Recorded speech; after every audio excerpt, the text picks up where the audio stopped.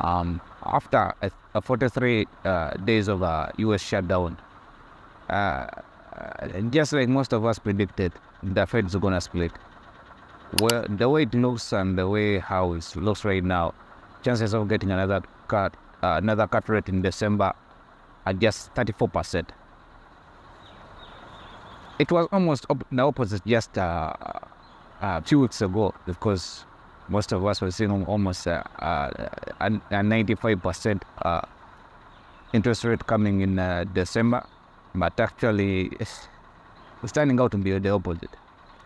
Well, this watch is on this video because it's trying to understand why is the Fed splitting. Why are they fighting for the will, either to cut rates or to leave cuts or to leave rates on the way how they are looking right now. We should also try to understand, like, why is this happening in the first place? Well, in the first place, we should try to understand one or two things. Seeing such a cut rate or a split in the Fed's team, I'm going to put in the biggest economists, because these are the guys with the biggest PhDs. If they speak of the US economy, you have to keep your ears loud and clear. We should try to understand that this kind of split comes in two ways, okay? Just of this year, the Fed just made over two interest under the Fed fund.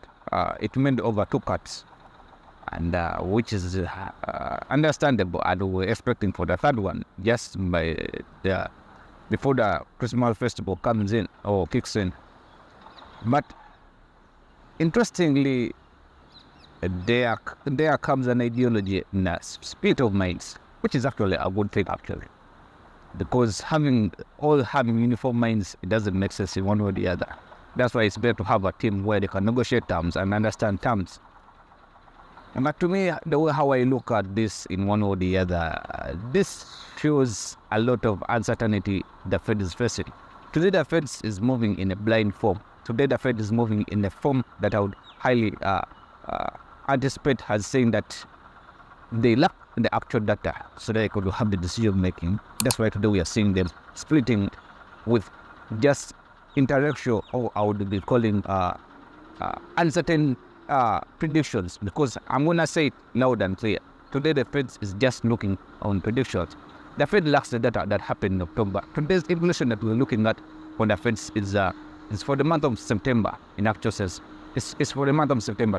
To try and understand what I'm trying to mean, that means that the Fed lacks the data that happened between October, from the beginning of October to December. Today, they are just fighting for just to save the unemployment that rose to almost 3.7%, meaning over 7 million Americans are lacking jobs as a streak of rain now.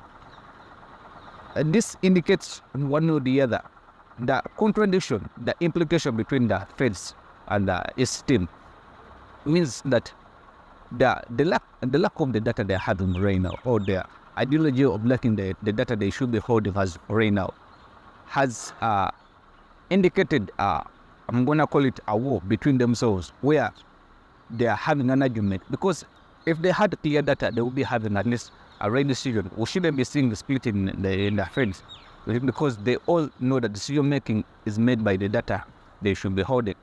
In the last meeting, Jerome Powell was asked about how they are going to deal with December without having any data when the government is under shutdown. He said in court that we're going to try our best to collect as much data as we can. But the biggest question was, where are you going to be collecting the data from?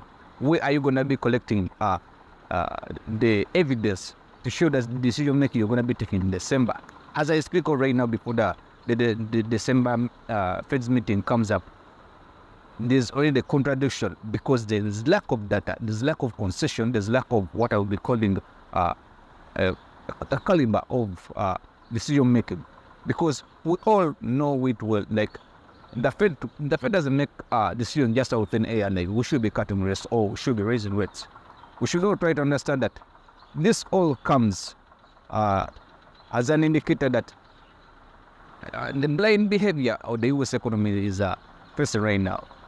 Well, the people in power who are supposed to be taking either cutting down rates or raising them, or keeping them minimal, or either think of the quantitative QE or quantitative tightening, are unaware what they should be doing next, are uncertain where the U.S. economy should be heading to, or are unaware of where the U.S. economy should be rating, either raise it or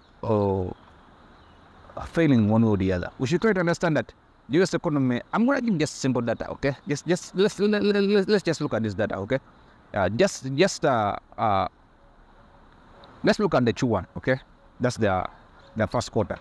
The first quarter we had the U.S. economy was contracting by 0.3% because we had the pre-tariffs and the consumer contradiction, and the Q2 we had almost a 3.8% GDP growth, and that was better data actually. That was better looking data, and that all came up under the high investment in the AI, which of today looks like a bubble. I'll be doing that in my next video. We saw higher consumer spending that was taking place. It showed that the U.S. economy was kind of robust. But in actual sense, it's all. I don't wanna take the U.S. economy on luck or something like that. But I'm gonna be honest. Whenever you're reading this, the U.S. data or any country's financial data, anything like that, I'm gonna be always advising, read it with an open mind. Don't take everything that you see. Just be open-minded and take what you see. Let's continue. In the Q3, as I speak right now, the Q3 is expected to be, the reason why I say is expected is 1 or 2. It's not yet released because of the 43 days the US government was under shutdown. We should try to understand that the Q3 is expected or estimated to have grown by almost 4.3%, which is better. But however, the last data we had in September showed the unemployment kicking the road high. It showed that the unemployment was rising over and over, and that indicated the Fed's first cutting, if I remember very well, if I'm right. And the reason why we started seeing Powell cutting down interest rates was one, after getting an indicator from the job report showing unemployment rising, okay? As I speak right now, October alone is saying that the US almost lost 150,000 jobs, okay? Just in Q3, the US almost lost 200,000 jobs. And these are big numbers. And the reason why I'm saying this is big uncertainty, we should try to understand one or two things. We should also try to see what we'll be calling as what's known to be as something that many of us indicate as it should be. Let's look at the Fed. If you remember well, Jerome Powell in January and February, he had a character or where he used to call the economy robust. He used to say when what's his name? When Trump used to ask when Trump used to ask Powell to lower interest rates, and he was saying like he was scared that the tariffs will be inflationary.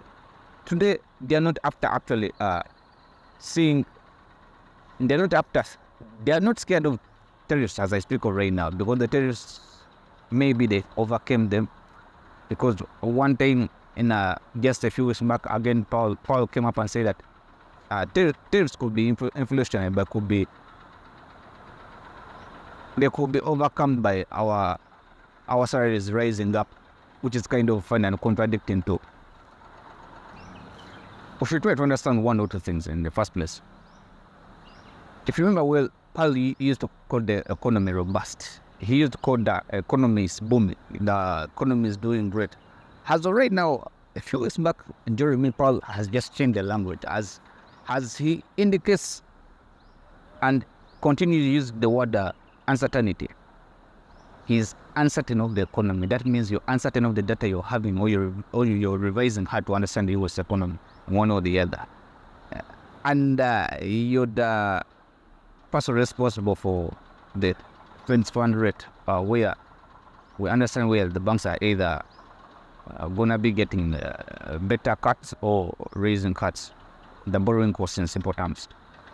When you say an organization using a word in a form of saying uncertain, a behavior where you're trying to see everything is uncertain, you forgot about your goal of that 2%. As I speak right now, as it indicates in the last data of September, shows that the US inflation data is at 3%, at 3.0%. The core inflation is also at 3.0%. This all indicates that the goal of the 2% is highly unachievable as I speak of right now. And the biggest question, let's say they achieve the 2% inflation, how long are they expecting it to keep it under 2%? And the big, has the way you see the US expenditure going high, the heavy expenditure that the US government is taking as raising as uncertain, like it's getting out of hand. We should try to understand, as I speak right now, the US government is almost $38 billion in debt. That's almost 125% of its GDP growth. We should also try to understand that such a caliber means one or two things. That the US government is not going to stop the overspending, because it failed to cut, it failed to stop its overspending. It failed to, because the reason why this US debt exists as of today is one or two ways. Politicians love to spend, regardless you're a Democrat or Republican. It doesn't matter who you're going to vote for, either independent or Republican, or we are human beings, and that's in nature. The overspending the US government is doing, and the promise that the FEDS giving of the 2%, that looks like a forgot how to grow economy indicator in one or the other. Every after 42 days or every after 82 days, if I'm right, sorry. Every after 82 days, we expect the US government to be almost adding $1 trillion on its debt. Just on interest alone of that debt, because that debt is having an interest. The US government services that interest with almost $970 billion US dollars, more than it spends on its armory or on its military. We should try to understand that such an amount of money just servicing that debt is a lot, really a lot. And if you look at how much the US government makes in the revenue, as Trump was indicating, was trying to make a stand of saying that he's going to be giving a dividend of $2,000, which kind of leaves you in a bizarre moment, leaves you in an occasion where you feel like, are we safe? Like, we should be saying, are we safe? The US government, just the revenue alone, collected around 216 billion US dollars. Okay? And if it's expected to spend almost $300 billion in dividends, because we try to do the simple math, we made sure at least, okay, because they said almost people who are earning over 100K shouldn't be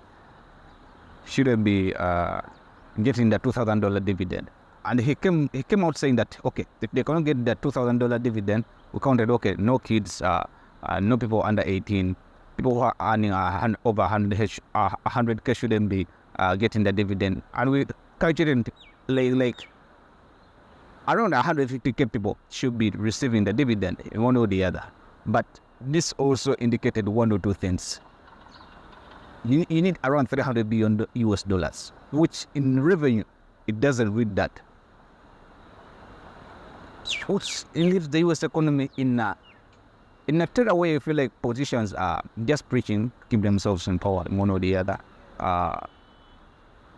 As for now, all I can say, we are just waiting for the first meeting to see what's going to be coming out. Otherwise, thank you for watching. See you in the next one.